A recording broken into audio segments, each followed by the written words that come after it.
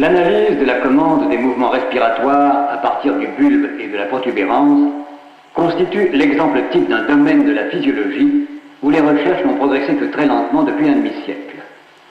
Ceci est dû au fait que la relation entre structure nerveuse et fonction n'a pu être établie de façon satisfaisante. Les travaux classiques de transection du tronc cérébral à différents niveaux ont conduit à postuler l'existence de plusieurs centres de commande étagés dans le bulbe et le pont. Malheureusement, les localisations proposées cadrent mal avec les résultats d'expériences ultérieures entreprises avec d'autres techniques. La seule méthode connue actuellement pour décider qu'une cellule est liée à la respiration consiste à enregistrer cette décharge. On pouvait donc espérer qu'en localisant les points à partir desquels on enregistre des cellules expiratoires ou inspiratoires, on pourrait savoir quels ensembles neuronaux commandent la respiration. La superposition des points d'enregistrement et des principaux noyaux du bulbe et du pont montre à l'évidence qu'il n'existe pas de correspondance entre la position des réseaux respiratoires et les grandes formations anatomiques classiques. On peut en tirer la conclusion qu'il n'existe pas de relation entre la fonction respiratoire des cellules et les propriétés optiques ou les affinités tinctoriales du tissu du tronc cérébral. Ce film a pour but de montrer comment on peut procéder pour représenter les réseaux inspiratoires et expiratoires du tronc cérébral en faisant abstraction des structures anatomiques classiques. Sur ce schéma, les centres respiratoires situés dans la région bulbaire commandent par l'intermédiaire de la moelle et du nerf phrénique la contraction des muscles respiratoires mobilisant les poumons lors de l'inspiration et de l'expiration. Inflation et déflation sont contrôlés par les messages sensitifs transmis par le pneumogastrique et la moelle. Ceux-ci modifient par voie réflexe l'activité des centres respiratoires. La section des vagues diminue la fréquence respiratoire par suppression du réflexe de Breuer-Héry. Après spinalisation, les centres respiratoires sont totalement isolés des afférences thoraco-pulmonaires. La section des deux nerfs phréniques supprime la commande motrice des poumons. La ventilation est assurée par une pompe à respiration artificielle et l'oscillation des centres respiratoires est totalement indépendante des mouvements pulmonaires. La décharge du nerf phrénique est enregistrée, elle sert de témoin de l'activité des centres respiratoires.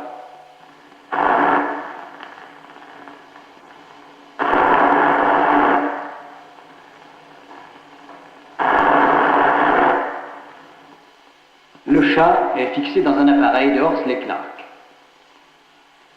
La dérivation de l'électroencéphalogramme permet de contrôler le niveau de vigilance, l'absence de douleur et l'état général du cerveau. Les décharges inspiratoires sont dérivées à partir du nerf phrénique à la sortie du muscle scalaire. Elles permettent de reconnaître les phases inspiratoires des phases expiratoires.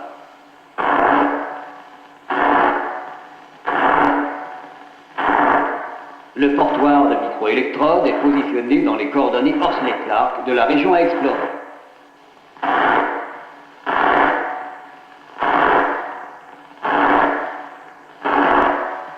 La tête du chat étant inclinée à 45 degrés, la microélectrode parallèle à la tente ossifiée est insérée à travers le cervelet jusque dans la région bulbaire ou pontie.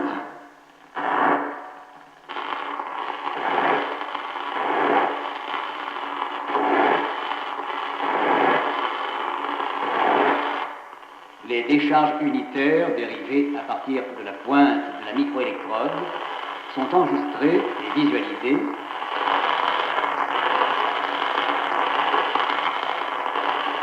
ainsi que la décharge du nerf phrénique.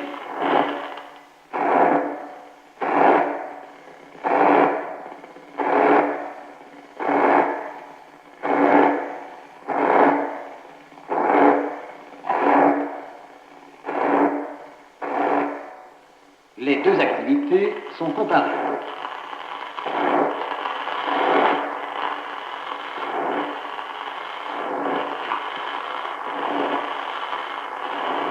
L'audio-monitoring permet, dans les cas faciles, de trouver une corrélation entre les deux types d'activités.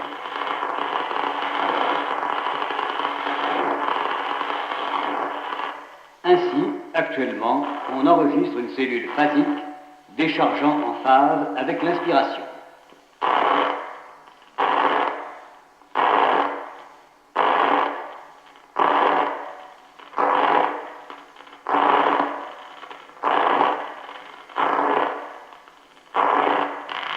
Ici, une autre cellule en phase avec l'expiration.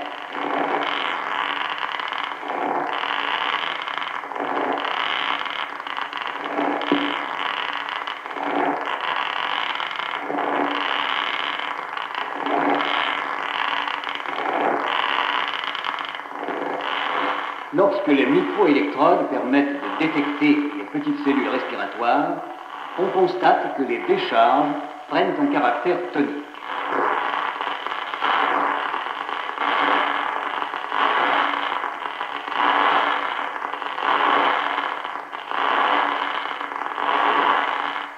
Dans ce cas, la relation de la décharge des unités avec le cycle respiratoire n'apparaît bien qu'après construction d'histogramme de la série temps, déclenchée par le début de la décharge du nerf phrénique. La comparaison avec le Moyen-Âge de la décharge du nerf phrénique en bas permet de reconnaître la modulation respiratoire de la décharge. L'étude de la relation de phase existant entre les deux courbes permet de reconnaître ici une décharge inspiratoire tonique ou une décharge inspiratoire phasique, ou bien encore une décharge expiratoire.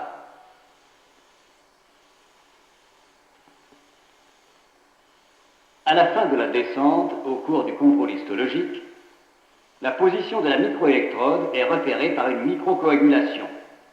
Ceci permet de calculer la position exacte des points d'enregistrement et donc de reconstituer l'histoire de chaque descente.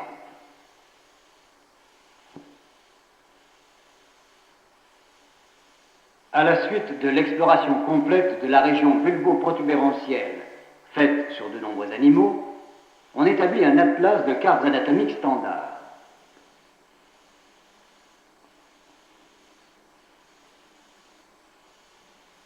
Sur ces cartes, la position des cellules inspiratoires et expiratoires enregistrées au cours de chaque descente, ici dans le même plan, est reportée. On peut alors tenter d'établir des relations entre structure et fonction respiratoire. En fait, de telles tentatives ont toujours été décevantes jusqu'à ce jour. Ceci a conduit à tenter d'étudier la distribution spatiale des cellules respiratoires en se libérant des structures anatomiques. Les cellules inspiratoires en rouge et expiratoires en vert sont distribuées dans une matrice projetée sur chaque carte de référence. À partir de ce moment, on peut dire qu'une cellule enregistrée était située dans un élément donné de la matrice, défini par ses coordonnées X, Y et Z. En fait, l'élément à considérer n'est pas un carré, mais un cube dans lequel une ou plusieurs microélectrodes ont échantillonné la population cellulaire. Une densité estimée peut être calculée pour chaque cube en faisant l'hypothèse que la population est distribuée dans l'espace de façon homogène. C'est à partir de la densité cellulaire que l'analyse sera poursuivie. On peut formuler l'hypothèse suivante. Si les cellules respiratoires se trouvaient distribuées dans l'espace de façon aléatoire, la densité dans tous les cubes serait identique. Au contraire, si les cellules respiratoires sont distribuées de façon privilégiée, certains cubes auront une densité cellulaire plus forte et l'on observe en fait une gradation des densités. Une étude statistique montre l'existence de cubes où la densité respiratoire est significativement supérieure au hasard et ceci permet de tracer la limite de zones respiratoires séparées, soit expiratoires en vert, soit inspiratoire en rouge. L'inconvénient de cette sorte de représentation tient au fait que les limites des masses cellulaires sont faites de droites se coupant à angle droit, qui ne permettent pas une représentation naturelle des masses cellulaires. Cet inconvénient est éliminé facilement par lissage. La méthode de filtrage utilisée sera illustrée en prenant comme exemple le cas d'un cube expiratoire de forte valeur, entouré de 6 cubes non respiratoires de valeur 0. Chaque cube initial est subdivisé en 27 sous-unités sur lesquelles porteront les opérations de filtrage. Le filtrage est réalisé dans les 3 dimensions de l'espace. Dans le sens vertical, pris comme exemple ici, chaque sous-unité est moyennée avec ses 2 sous-unités voisines. Ainsi, une sous-unité de la tranche supérieure est moyennée avec celle des tranches sus et sous-jacentes. La même opération est répétée pour les sous-unités de la tranche moyenne, puis de la tranche inférieure. À la fin du filtrage vertical, toutes les unités d'une tranche horizontale ont la même valeur.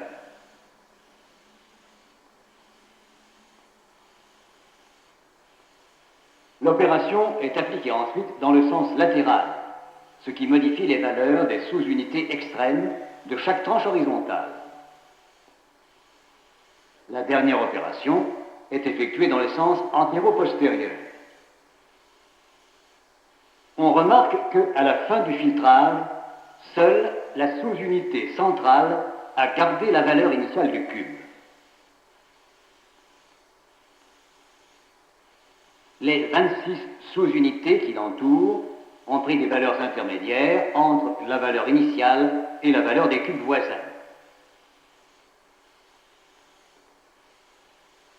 Ces opérations de filtrage lissent les cartes des résultats bruts. Elles donnent aux masses cellulaires des formes naturelles plus faciles à reconnaître par l'œil de l'expérimentateur. La juxtaposition des tranches en représentation frontale permet de reconstituer dans un espace à 3 dimensions la forme des structures respiratoires.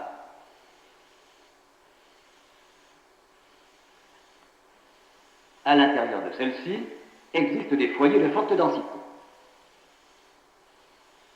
Un problème fondamental de la neurophysiologie respiratoire peut alors être résolu et qui concerne la forme, les rapports et la localisation des zones inspiratoires et expiratoires. Afin de se repérer dans l'espace, ces zones inspiratoires et expiratoires seront incluses dans un parallélépipède dont la position par rapport à la moitié droite du tronc cérébral est schématisée ici en transparence.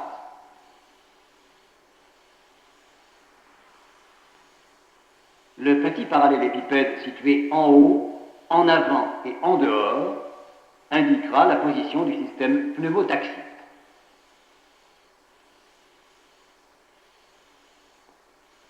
Ici, on visualise sur l'écran d'un calculateur le contour du réseau inspiratoire droit tel qu'il serait fait par un observateur placé en arrière et au-dessus du bulbe. Le programme permet de représenter la rotation du réseau. La face latérale peut d'abord être observée. Puis, la partie caudale de la masse cellulaire se rapproche progressivement de l'observateur. Le réseau est vu d'arrière, puis la face interne apparaît. Le réseau est vu maintenant de profil, sa face interne étant vers l'observateur. Puis, le pôle antérieur se rapproche de celui-ci.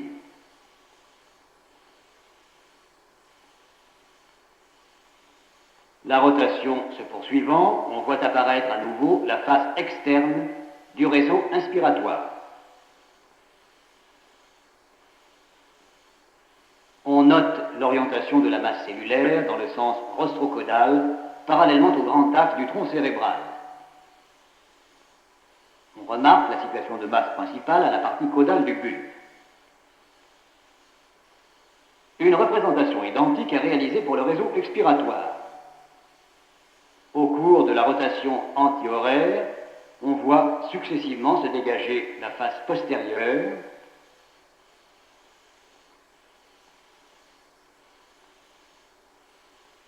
la face interne,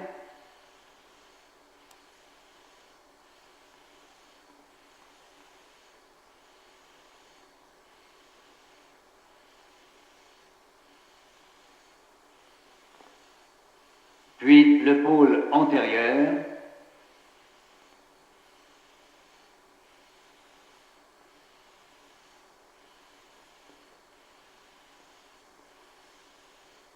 et à nouveau la face externe.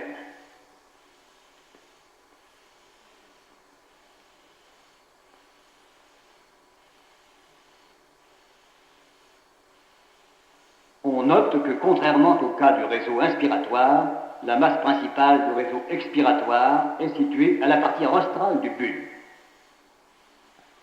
À partir des données fournies par le calculateur et pour comprendre la position relative des réseaux inspiratoires et expiratoires, il est commode de réaliser une maquette où les deux réseaux sont intriqués. Elle montre la prédominance latérale et postérieure du système inspiratoire, l'existence de plusieurs bras latéraux. On devine l'existence d'un bras antérieur se dirigeant vers la partie rostrale du pont, c'est-à-dire vers le système pneumotaxique. La représentation isolée du réseau inspiratoire permet de mieux saisir sa forme, sa prédominance postérieure, son bras antérieur atteignant le système pneumotaxique et ses nombreuses digitations latérales.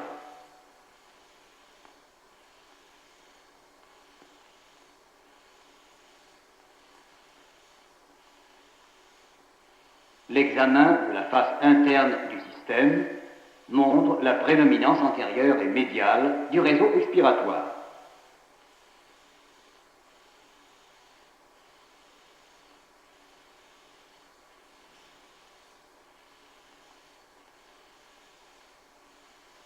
La représentation isolée du système expiratoire montre sa forme irrégulière, l'existence d'une masse principale à la partie moyenne de la région bulbopontine et de bras antérieurs et postérieurs.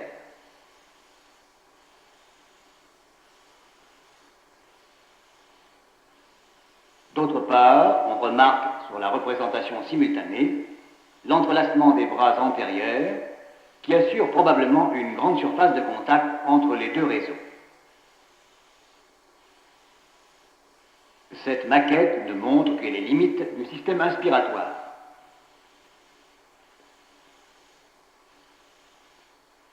L'examen des densités cellulaires à l'intérieur du réseau montre l'existence, en certains endroits, de zones de haute densité cellulaire.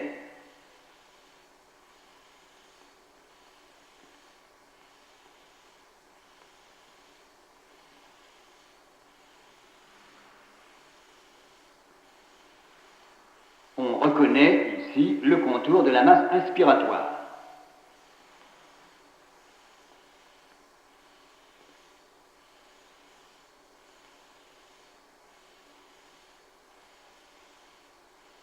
À l'intérieur de celle-ci, la rotation permet de dégager plusieurs foyers de haute densité cellulaire avec un foyer principal postérieur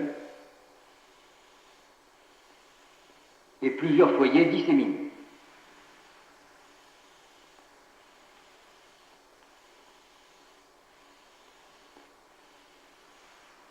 Les différents foyers de cellules inspiratoires représentés isolément montrent de manière plus évidente l'existence d'une grosse masse postérieure.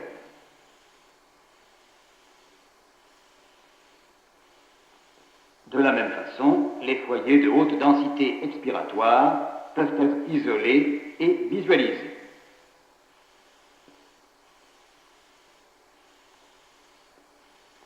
Ils sont plus petits et plus dispersés que pour le système inspiratoire et leur masse principale est située plus en avant.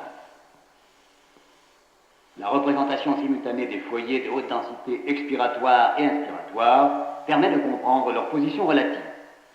Le foyer inspiratoire principal, rouge, est postérolatéral, alors que le foyer expiratoire principal, vert, est antéromédial. D'autres foyers de plus petite taille sont disséminés en avant et en arrière.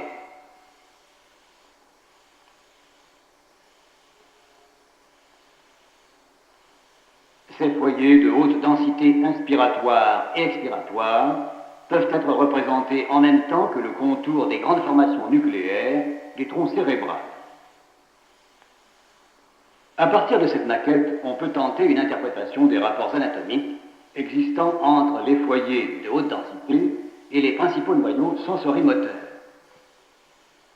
On constate que le foyer de haute densité inspiratoire principal se trouve situé immédiatement en dessous du noyau de l'hypoglosse et du noyau du faisceau solitaire. Le foyer de haute densité inspiratoire plonge entre les racines des 10e et 9e paires crâniennes à un endroit qui correspond à la région du noyau ambigu. Les autres foyers de haute densité inspiratoire sont inclus à l'intérieur des limites des noyaux du facial latéral et du trijumeau. Les foyers de haute densité expiratoire sont masqués en partie sur cette vue externe. Une vue interne montre mieux leur disposition et notamment leur dispersion à la partie antérieure de la région bulbopontine. On note qu'un très petit nombre de foyers de haute densité expiratoire envahissent les noyaux sensorimoteurs. Les autres foyers sont disséminés dans la formation réticulaire pontine.